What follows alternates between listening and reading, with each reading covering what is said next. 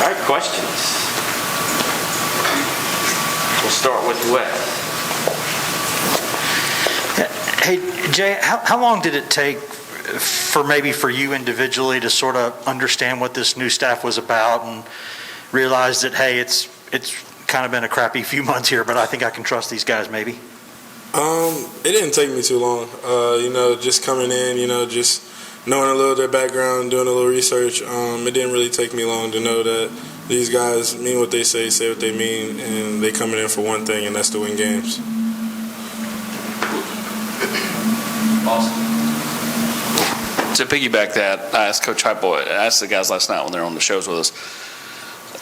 Cedric Tillman said he kind of got a feeling when Heupel sat down in that meeting room that first night, and then Jabari said his real first feeling was the first padded practice because it was just different. You all were having fun. It was just had a different feel to it. Was there a point in time where you're like, okay, we might can work with this?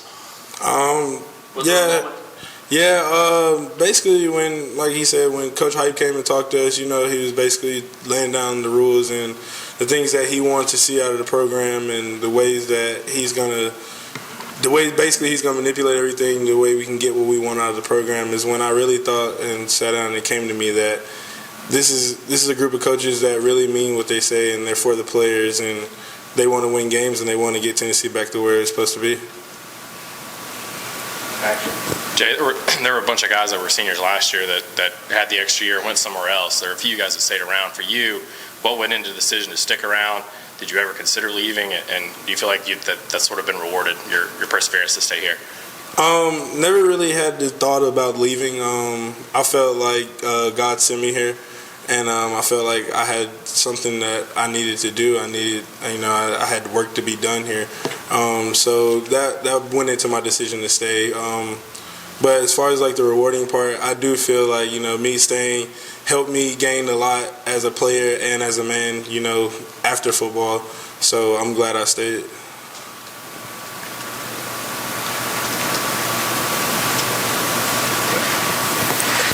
What's this Vanderbilt game come to mean to y'all? I mean, I know that you think of it historically, it's maybe Tennessee, Florida, Tennessee, Georgia, Bama, but this is the in-state game. And I think y'all come up short before. You've won it before. What's this game mean to you? It means a lot. Even though I'm not a Tennessee guy, a Tennessee kid, I still feel like I'm from Knoxville. So this game means a lot to me just because it's in-state and basically bragging rights on who runs the state of Tennessee. Yeah, Jay, just what's this weekend going to be like for you? How much family, friends you're going to have in town? You're going to be able to fight back your emotions? What do you think is going to be going through your head on Saturday? This game is going to be just like any other game, It is senior night, which is my last night playing in Neyland, which is a bittersweet moment. But after all, the accolades and extra, at the end of the day, it's still football and it's still a game that we got to play on Saturday.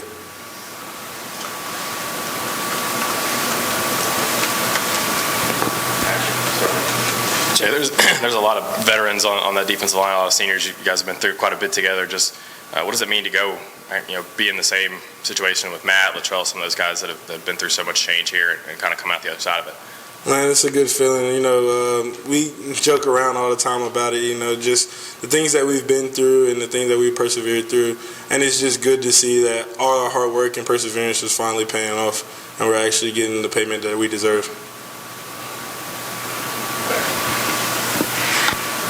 Jay, was there ever a time last week where you were even a little bit concerned that y'all weren't totally focused? I know late in the season, you come from playing so many SEC games to then you're playing South Alabama. Did you ever feel like the team was going to lose focus, or were you ever worried about that?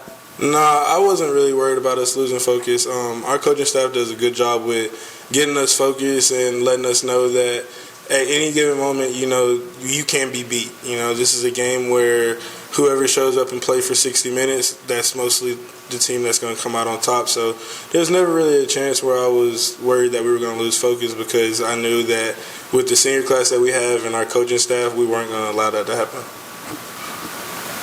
Yeah, Amari Thomas has really come on here towards the last half of the season. From your vantage point, kind of what's it been like watching him grow and make plays? It's been good. Amari is a guy that when he came in, I took him under my wing a little bit, and just kind of taught him the ropes, as I would say. But it's been a great pleasure, just watching him grow and become the football player that I knew that he could be in the end. And I'm very excited to see what he has in store for the future.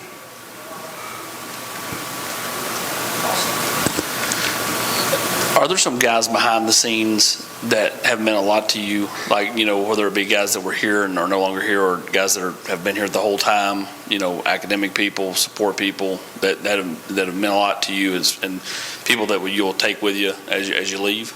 Yes, sir. There's been a lot of people that really everybody that I've came in contact with in my time here at Tennessee has meant something to me in such small ways and big ways. Just being blessed to be here and just have those people in my corner and to know that I can call on them whenever I need them. Jaquan, is there a young defensive lineman or two that doesn't get a ton of playing time and opportunity that you think, based on what they've shown you so far, has a bright future at Tennessee? Bryson Eason, Don Bailey, and Isaac Green.